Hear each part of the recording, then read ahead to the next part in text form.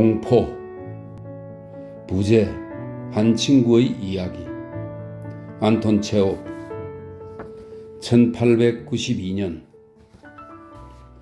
드미트리 페트로비치 실리는 대학 과정을 마치고 페테르부르크에서 근무하다가 30살에 직장을 버리고 농장을 경영하기 시작했다.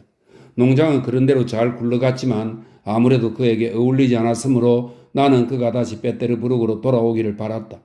햇빛에 그을리고 먼지를 뽀얗게 뒤집어쓴 그는 일 때문에 녹초가 된 모습으로 정문이나 현관에서 나를 맞았으며 그 다음에는 저녁 식탁에서 졸음과 투쟁을 벌이다가 아내에게 어린애처럼 이끌려 잠자리로 들어가곤 했다.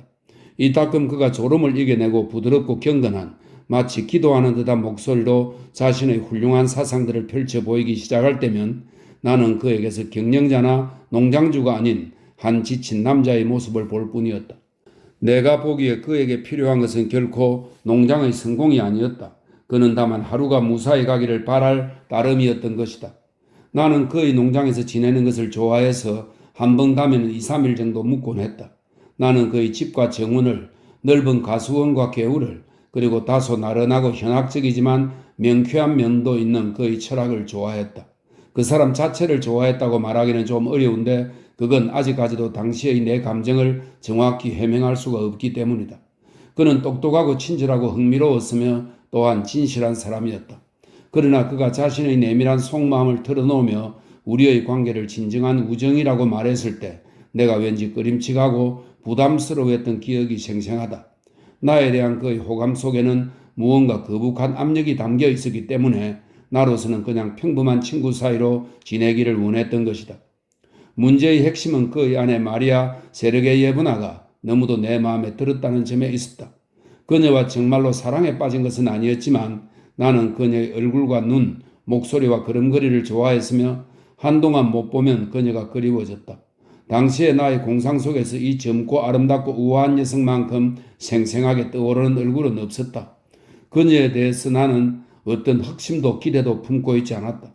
그러나 왠지 우리가 단둘이 있을 때면 나를 친구로 생각한다던 그 남편의 말이 항상 떠올랐고 그러다 보면 거북한 느낌이 드는 것이었다.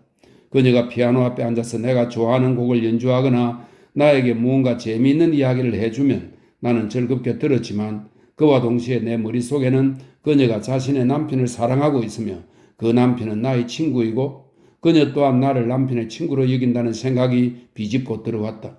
그러다 보면 나는 기분이 잡쳐서 시무룩해지고 답답해지고 따분해지는 것이었다. 나의 이런 변화를 눈치채면 그녀는 별 생각 없이 이렇게 말하곤 했다. 친구가 없으니까 지루하신 거군요. 들판에 사람을 보내서 그 일을 불러야겠네요.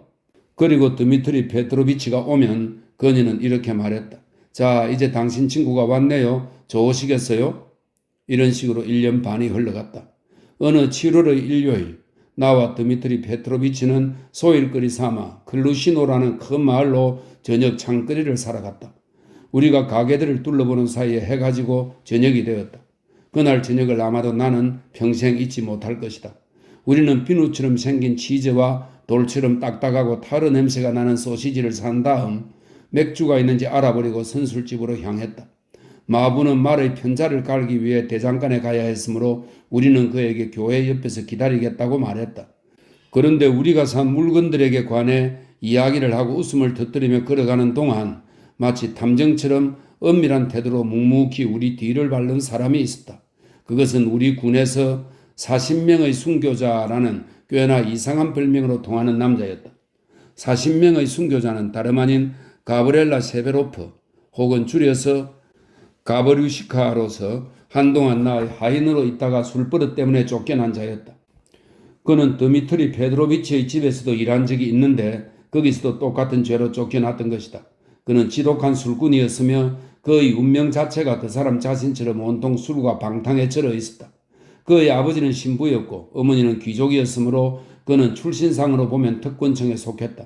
하지만 그의 헬쓱하고 비굴하고 땀에 절은 얼굴과 벌써 새어가는 붉은 수염 그리고 너덜너덜한 저고리와 바지 밖으로 비어져 나온 서처를 보노라면 세상에서 흔히 말하는 특권층의 흔적이라고는 도무지 찾아볼 수 없었다. 그는 교육받은 인간임을 자처하면서도 자신은 신학교를 다니다가 담배를 피운 일 때문에 퇴학당했노라고 말하곤 했다. 나중에는 주교청 직속 성가대에서 노래를 했으며 수도원에서도 2년 정도 살다가 쫓겨났는데 이번에는 흡연이 아니라 나약함 때문이었다는 것이다. 그는 두 개의 줄을 도보로 편려가면서 교회 감독국이며 이런저런 관청들의 청원서를 제출했고 4번이나 재판정에 서기도 했다고 한다. 그러다 결국 우리 군에 눌러앉아 하인, 산지기, 사냥개지기, 교회 수위 노릇을 닥치는 대로 하다가 바람난 과부 요리사와 결혼했으며 마침내 밑바닥 인생으로 전락해서 흙탕물과 쓰레기를 벗삼아 지내고 있었다.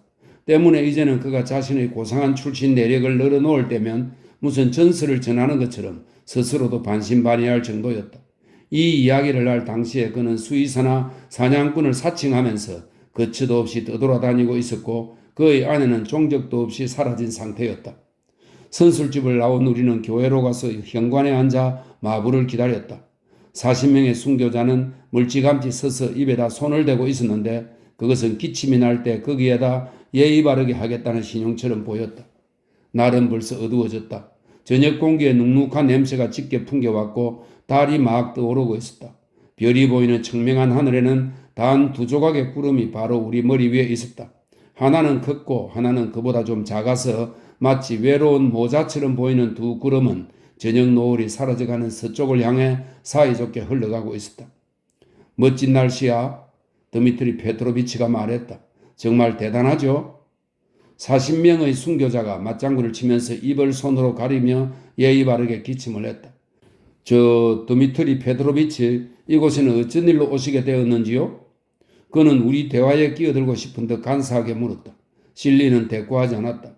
40명의 순교자는 깊은 한숨을 쉬더니 우리 쪽을 보지 않고 조용히 말했다. 저는 오로지 한 가지 원인 때문에 고통을 받고 있었죠. 그게 무엇인지는 하나님께 여쭤봐야 할 일이지만 말입니다. 물론 저는 아무짝에도 쓸모없는 폐인이죠. 하지만 믿어주세요.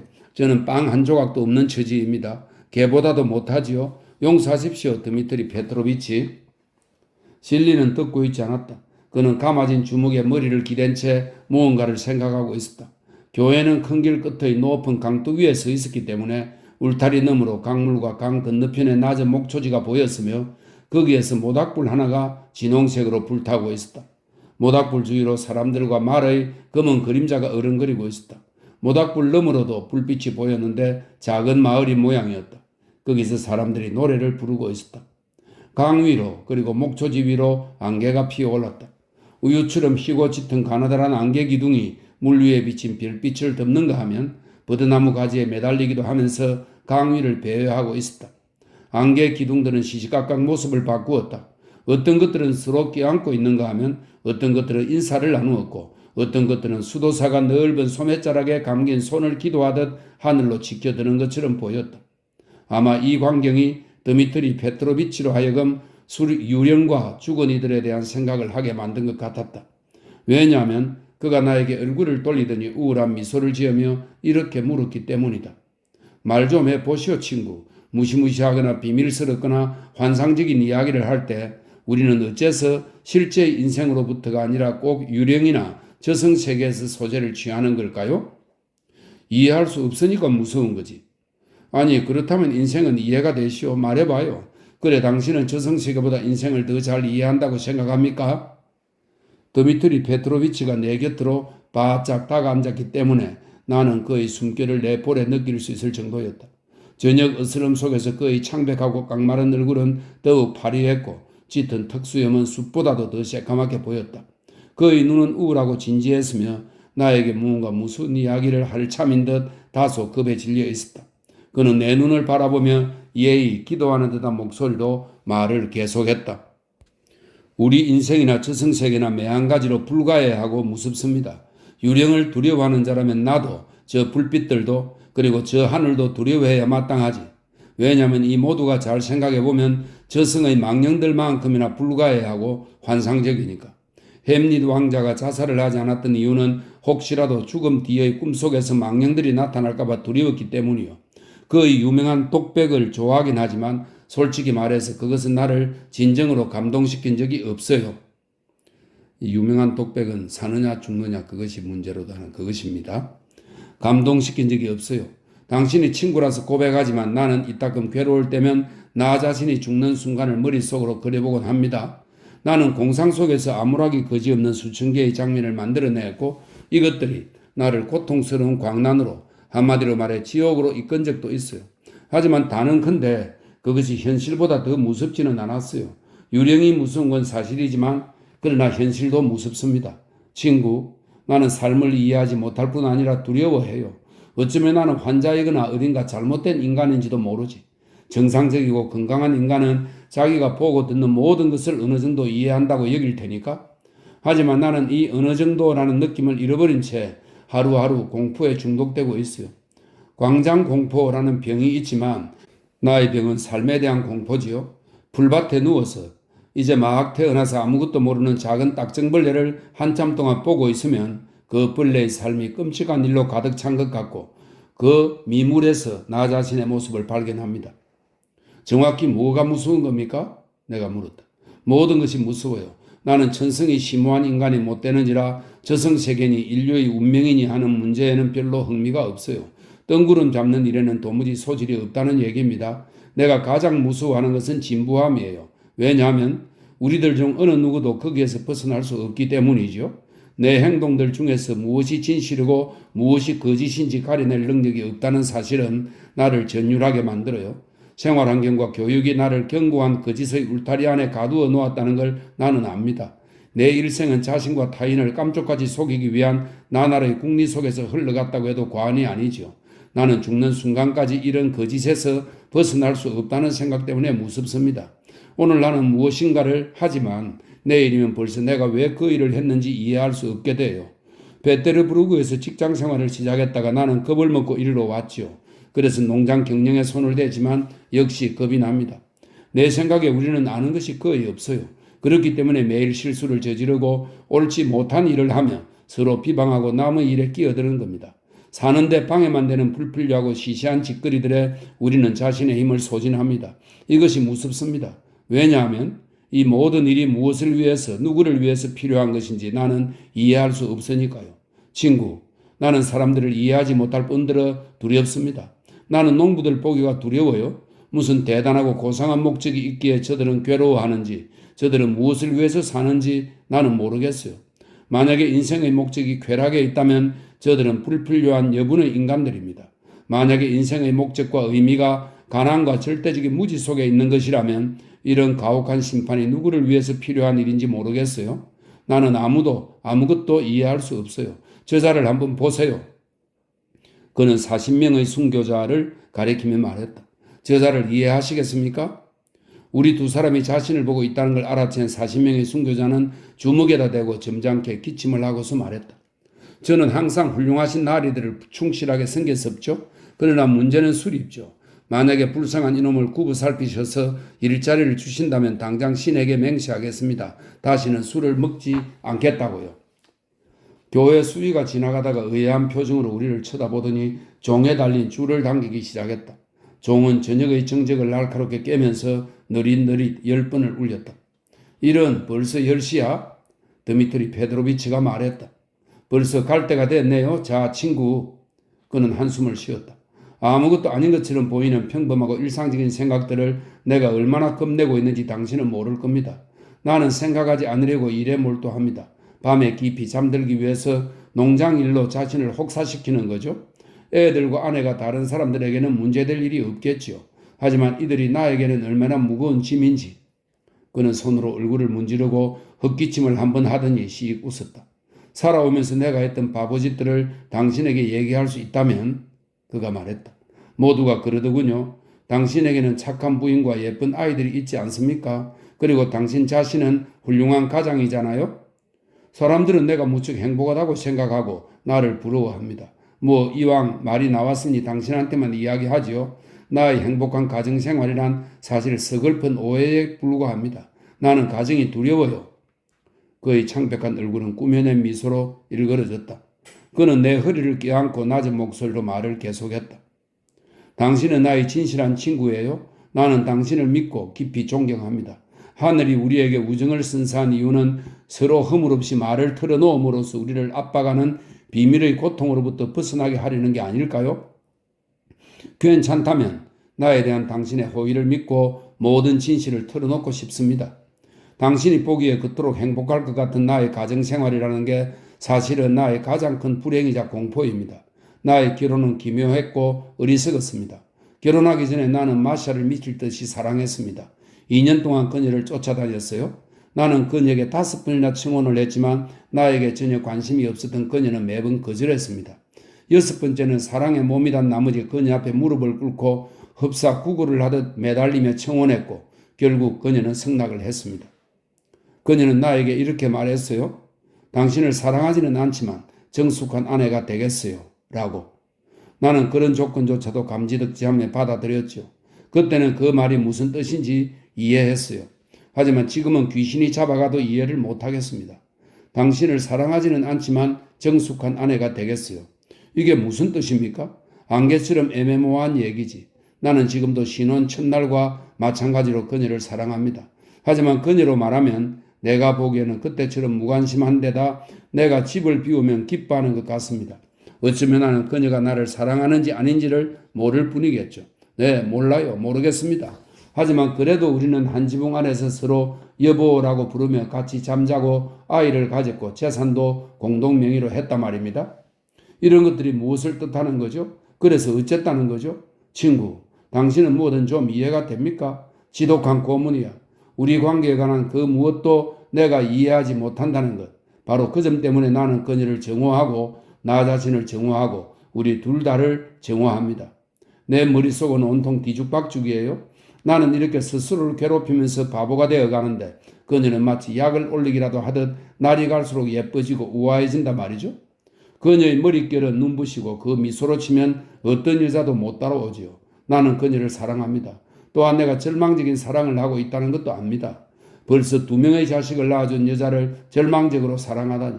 그러니 이해가 가겠습니까? 무서운 일 아닌가요? 그래, 이것이 유령보다 덜 무서운가요? 그는 한참을 더 이야기할 기분인 듯 했지만 다행히도 그때 마부의 목소리가 들렸다. 말이 준비된 것이다. 우리가 마차에 탈의하자 40명의 순교자는 털모자를 벗더니 나리들의 고귀한 몸에 손댈 기회를 진작부터 고대하고 있었다는 표정을 지으며 우리가 마차에 오르는 것을 도와주었다. 드미트리 페트로비치, 댁에 가도록 허락해 주십시오. 그는 머리를 삐딱하게 기울이고 심하게 눈을 깜빡이며 말했다. 자비를 베풀어 주십시오. 배고파 죽겠습니다. 좋아요, 실린이 말했다. 와서 사흘간 지내도록 하시오. 그 다음에 어떻게 되나 봅시다. 예, 나리. 40명의 순교자는 기뻐서 소리를 쳤다. 오늘 당장 가겠습니다요. 집까지는 6베르스타였다. 드미트리 페트로비치는 마침내 마음에 담은 말을 친구 앞에서 했다는데 만족해서 길 가는 내내 나의 허리에 손을 두르고 있었다. 이미 슬픔이나 불안이 가신 즐거운 목소리로 집안일이 순조롭게 풀리면 자기는 베테르부르크로 돌아가서 공부를 시작할 작정이라고 말했다. 또 그는 수많은 재능 있는 젊은이들을 시골로 내몰았던 한때의 풍조는 서글픈 일이었다고 말했다. 그는 이어서 러시아의 호밀이나 밀은 지천이지만 지성에는 좀처럼 드물다. 재능 있는 건전한 젊은이들은 학문과 예술과 정치에 종사해야 하며 다른 일을 한다는 것은 분별 없는 짓이다. 라는 등의 의견들을 진지하게 펼치다가 문득 내일 아침에 일찍 헤어지게 되어서 섭섭하다고 말했다. 그는 목재 경매장에 가봐야 한다는 것이었다. 나는 남을 속이는 것 같은 기분이 들어서 찜찜하고 우울했다. 그러나 한편으로는 반가운 느낌도 들었다. 나는 떠오르는 거대한 자줏빛 달을 바라보면서 키가 크고 날씬한 금발의 그녀, 파리한 얼굴에 항상 옷을 곱게 차려입고 머스크 향 같은 독특한 냄새를 풍기는 그녀를 떠올렸다. 그러면서 그녀가 자신의 남편을 사랑하지 않는다는 사실을 생각하니 어쩐지 들뜬 기분이 되었다. 우리는 집으로 돌아와서 저녁 식탁에 앉았다. 마리아 세르게 예브나가 미소 지으며 우리가 사온 음식들을 내오는 동안 나는 그녀가 정말로 눈부신 머릿결과 어떤 여자와도 비할 수 없는 미소를 갖고 있다는 사실을 새삼 깨달았다. 나는 그녀를 찬찬히 보면서 그녀의 동작과 시선 속에서 그녀가 남편을 사랑하지 않는다는 사실이 드러나는지 확인하고 싶었다. 그러고 보니 정말 그런 것처럼 여겨졌다. 드미트리 페트로비치는 얼마 못 돼서 졸음과 싸움을 시작했다. 그는 식사 후에 10분 정도 우리와 함께 앉아 있다가 이렇게 말했다. 여러분은 편한 대로 쉬세요. 나는 내일 새벽 3시에 일어나야 되기 때문에 먼저 자리를 뜨겠습니다. 그는 아내에게 부드럽게 입을 맞춘 뒤에 감사해 하듯 내 손을 힘껏 쥐면서 다음 주에도 꼭 오겠다는 나의 약속을 받아냈다. 그리고 내일 늦잠을 자지 않기 위해 그는 바깥채로 잠을 자러 나갔다. 마리아 세르게 예브나는 베테르부르크식으로 늦게 잠자리에 드는 버릇이 있었는데 이 사실은 왠지 나를 기쁘게 했다. 어쩌죠? 우리 둘만 남겨지자 나는 그렇게 말문을 열었다. 그러면 어떤 곡이든 좀 연주해 주시겠습니까? 음악을 듣고 싶었던 것은 아니지만 나는 어떻게 대화를 시작해야 할지 몰랐던 것이다. 그녀는 피아노 앞에 앉아서 연주를 시작했는데 어떤 곡이었는지는 기억나지 않는다. 나는 옆에 앉아 그녀의 하얗고 통통한 손을 바라보며 그녀의 차갑고 무관심한 얼굴 속에서 무언가를 읽어내려 애썼다. 그러나 그때 그녀가 어쩐 일인지 미소를 지으며 나를 흘낏 바라보았다. 친구가 없어서 따분하시죠? 그녀가 말했다. 나는 웃었다. 우정을 위해서라면 한 달에 한 번 여기에 오는 걸로 충분하겠죠. 하지만 나는 일주일이 멀다 하고 오지 않습니까? 이 말을 하고 일어나서 나는 초조하게 방 안을 왔다 갔다 했다. 그녀 또한 일어나서 벽난로 쪽으로 갔다. 무슨 뜻으로 하시는 말씀이죠? 그녀는 그 커다랗고 초롱초롱한 눈을 들어 나를 보며 물었다. 나는 아무 대답도 하지 않았다. 그건 사실이 아니에요. 잠깐 생각해 보더니 그녀는 말을 계속했다. 당신은 오직 드미트리 페트로비치 때문에 여기 오시는 거예요? 뭐 저도 반갑죠. 요즘 시대에 그런 친구는 보기 드무니까요. 저런, 나는 잠시 생각했다. 그리고 스스로 무슨 말을 하는지도 모르면서 이렇게 물었다. 정운을 거닐지 않으시렵니까? 아니요. 나는 테라스로 나갔다. 머릿속에 개미들이 기어다니는 것 같았고 흥분 때문에 몸이 오싹했다. 나는 벌써부터 우리 대화가 사소한 내용이 될 것이며 서로 아무런 특별한 말도 못하게 되리라는 것을 확신하고 있었다. 그러나 동시에 내가 차마 꿈도 꾸지 못했던 일이 바로 오늘 밤에 일어나야만 한다는 것도 확신하고 있었다. 반드시 오늘 밤이어야 한다. 아니면 영원히 불가능할 것이다. 정말 좋은 날씨야. 나는 큰 소리로 말했다. 나에게는 전혀 상관없어요. 그녀의 대답이 들려왔다. 나는 응접실로 들어갔다.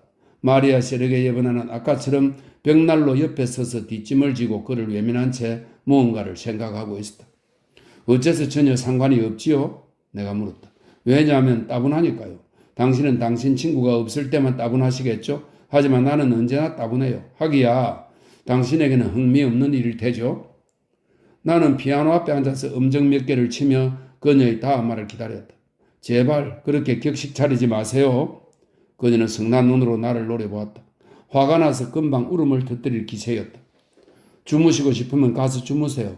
당신이 드미트리 페트로비치의 친구이기 때문에 그 아내까지 보살펴야 할 의무는 없지요. 폐에 끼치고 싶지 않아요. 제발 가세요. 물론 나는 가지 않았다. 그녀는 테라스로 나가버렸고 나는 응접실에 홀로 남아서 5분가량 악보를 넘기고 있었다. 그러다가 나도 밖으로 나갔다. 우리는 커튼 때문에 드리워진 그늘 속에 나란히 서 있었다. 발밑의 계단에는 달빛이 뿌려져 있었고 나무들의 검은 그늘이 화단 위에 그리고 오솔길의 금빛 모래 위에 드리워져 있었다. 저도 내일 가야겠습니다. 나는 말했다. 물론이죠. 남편이 집에 없는데 여기 남아 계실 수는 없죠. 이어서 그녀는 비웃듯이 말했다. 저와 사랑에 빠지면 당신이 얼마나 불행해질지 상상이 가네요. 두고 봐요. 언젠가 당신 목에 매달릴 테니까. 당신이 놀라서 도망치는 꼴을 보게 되겠지요. 재미있을 거야. 그녀의 목소리와 창백한 얼굴은 분노를 담고 있었지만 그 눈은 부드럽고 열정적인 사랑으로 가득 차 있었다. 이미 나는 이 아름다운 존재를 나의 소유물처럼 바라보고 있었다. 그리고 한때 처음으로 나는 그녀가 지금껏 본 적이 없는 찬란한 황금빛 눈썹을 가졌다는 것을 깨달았다. 지금 그녀를 품에 안고 애무하고 그 눈부신 머릿결을 쓰다듬을 수 있다고 상상하니 갑자기 너무나 꿈만 같아서 나는 미소 지으며 눈을 감았다. 그러고 보니 너무 늦었네요. 편히 주무세요. 그녀는 말했다. 저는 편히 자고 싶지 않은걸요. 그녀의 뒤를 따라 응접실로 들어가면서 나는 웃으며 말했다. 만약 편히 자게 된다면 나는 오늘 밤을 저주할 겁니다. 그녀와 악수를 하고 문까지 바래다 주면서 나는 그녀가 나를 이해하고 기뻐한다는 것을 그 얼굴 속에서 알았다. 나 또한 그녀를 이해하고 있었다. 나는 내 방으로 갔다. 테이블 위의 책 옆에 드미트리 페트로비치의 모자가 놓여 있었고 그것은 나에게 그의 우정을 상기시켜 주었다. 나는 단장을 들고 정원으로 나갔다. 거기에는 벌써 안개가 피어올랐다. 아까 강에서 보았던 그 키 크고 훌쭉한 망령들이 나무와 등불 사이를 배회하며 그들을 감싸고 있었다. 이들과 이야기할 수 없다는 건 얼마나 안타까운 일인가. 평소와 다르게 투명한 공기 속에서 잎사귀 한 잎 한 잎, 이슬방울 하나하나가 뚜렷하게 구별되어 보였다. 그 모두가 몽롱한 정적 속에서 나에게 미소 짓고 있었다. 초록색 벤치를 지나가다가 나는 셰익스피어 연극의 한 구절을 떠올렸다. 달빛은 여기 벤치 위에서 저토록 달콤하게 잠들었구나. 정원에는 작은 언덕이 있었다. 나는 그리로 올라가 앉았다. 황홀한 느낌이 나를 사로잡았다. 나는 이제 내가 그녀의 풍만한 육체를 꼭 껴안고 황금빛 눈썹에 입맞추게 되리라는 걸 알고 있었다. 그런데도 그것을 믿고 싶지 않았으며 스스로를 학대하고픈 심정이었다. 그녀가 나를 별로 애타게 만들지도 않고 그처럼 쉽게 무너진 것이 안타까웠다. 그때 뜻밖에도 무거운 발소리가 들렸다. 오솔길에 중키의 남자 모습이 보였고 나는 곧 그가 40명의 순교자라는 것을 알아보았다. 그는 벤치에 앉아서 깊은 한숨을 쉬더니 성호를 3번 긋고 거기에 누웠다. 잠시 후에 그는 일어나서 다른 쪽으로 몸을 눕혔다. 모기들과 밤의 습기가 잠을 방해한 것이다. 아, 인생이여, 그는 말했다. 불행하고 고달픈 인생이여. 그의 가늘고 굽은 몸통을 보며 그리고 거칠게 코 고는 소리를 들으며 나는 오늘 들은 또 하나의 불행하고 고달픈 인생이 생각났다. 그러자 자신의 행운이 끔찍하고 무서워졌다. 나는 언덕을 내려와서 집으로 돌아왔다. 그는 삶이 무섭다고 말했지. 나는 생각했다. 그렇다면 삶에 대해 격식을 차리지 말라고. 삶이 나를 짓누르기 전에 너가 먼저 삶을 부셔버려. 삶으로부터 취할 수 있는 모든 것을 취하라 말이야. 테라스에는 마리아 세르게이브나가 서 있었다. 나는 말없이 그녀를 껴안고 탐욕스럽게 입을 맞추기 시작했다. 그녀의 눈썹에, 볼에, 목에. 내 방에서 그녀는 말했다. 자신은 벌써 오래전부터 1년도 넘게 나를 사랑하고 있었다고. 그녀는 나에 대한 사랑을 맹세하며 울었다. 그리고 자기를 데려가 달라고 간청했다. 나는 몇 번이고 그녀를 창가로 데려가서 달빛에 그녀의 얼굴을 비추어 보았다. 그러면 그녀는 마치 아름다운 꿈처럼 보였고 그때마다 나는 이것이 현실이라는 걸 확인하기 위해서 그녀를 다급하게 힘껏 껴안곤 했다. 벌써 오랫동안 나는 그런 황홀한 느낌을 잊고 살았던 것이다. 그러나 한편 마음속 멀고 깊은 10년 속에서 나는 그 어떤 거북한 느낌과 함께 불안감을 느끼고 있었다. 나에 대한 그녀의 사랑 속에는 드미트리 페트로비치의 우정과 마찬가지로 거북하고 부담스러운 그 무엇이 있었던 것이다. 이것은 눈물과 맹세를 담고 있는 심각한 사랑이다. 하지만 나는 결코 심각한 것을 원하지 않았다. 눈물도 맹세도 미래에 대한 이야기도 이 달빛 어린 밤이 우리의 삶 속에서 밝은 유성처럼 타올랐다가 그대로 팍 꺼져버렸으면. 3시 정각에 그녀는 내 방을 나섰고 나는 문가에서 눈으로 그녀의 뒷모습을 쫓았다. 그런데 복도 끝에서 갑자기 드미트리 페트로비치가 나타났다. 그와 마주치자 그녀는 흠칫 몸을 떨며 길을 내주었는데 그러는 그녀의 온몸은 그에 대한 혐오감을 노골적으로 드러내고 있었다. 그는 이상한 미소를 짓더니 기침을 하고 내 방으로 들어왔다. 어제 깜빡 잊고 당신 방에 모자를 놔두고 가서. 그는 나를 보지 않고 말했다. 그는 모자를 찾아서 두 손으로 머리에 쓴 다음 내 당황한 얼굴과 구두를 보더니 평소에 그답지 않은 무언가 묘하고 쉰 목소리로 이렇게 말했다. 나는 아마 태어나면서부터 아무것도 이해하지 못할 놈이었던 모양입니다. 당신이 무언가를 이해한다면 그렇다면 당신에게 축하를 드리죠. 내 눈에는 사방이 컴컴해 보여요. 그는 기침을 하며 나갔다. 나는 창문을 통해 그가 마구간 옆에서 직접 말들에게 마구를 채우는 것을 보았다. 그의 손은 떨리고 있었다. 그는 서둘러 채비를 하면서 집 쪽을 몇 번 돌아보았다. 필경 그는 두려워하고 있었을 것이다. 그러고 나서 그는 가기가 무서운 듯 이상한 표정으로 마차에 올라타더니 말에게 채찍을 휘둘렀다. 얼마 뒤에 나도 밖으로 나갔다. 이미 해가 솟아서 어제의 안개는 덤불과 언덕을 따라 수줍은 듯 낮게 깔려 있었다. 벌써 어디선가 한 장 걸친 40명의 순교자가 마부석에 앉아서 주정을 하고 있었다. 나는 자유로운 사람이야. 그는 말들에게 소리쳤다. 어이 이 친구들아, 나는 번듯한 가문 출신이라고 알기나 하나? 내 머릿속을 떠나지 않던 드미트리 페트로비치의 공포는 나에게도 옮겨졌다. 오늘 벌어진 일을 생각했지만 아무것도 이해할 수 없었다. 나는 가을 까마귀들을 바라보았다. 그러자 이들이 날아다닌다는 사실이 이상하고 두렵게 느껴졌다. 나는 왜 그런 짓을 했을까? 나는 자괴감을 느끼며 스스로에게 물었다. 어째서 꼭 이런 식으로 끝나게 되었을까? 다른 방식은 없었나? 그녀는 무엇 때문에 나를 심각하게 사랑해야만 했고 그는 왜 모자를 가지러 내 방에 나타나야만 했을까? 그런데 모자가 여기서 무슨 상관이 있는가? 그날 나는 페테르부르크로 떠났다. 그리고 그 이후로 다시는 드미트리 페트로비치와 그의 아내를 만나지 않았다. 사람들 말로는 그들이 지금도 함께 살고 있다고 한다.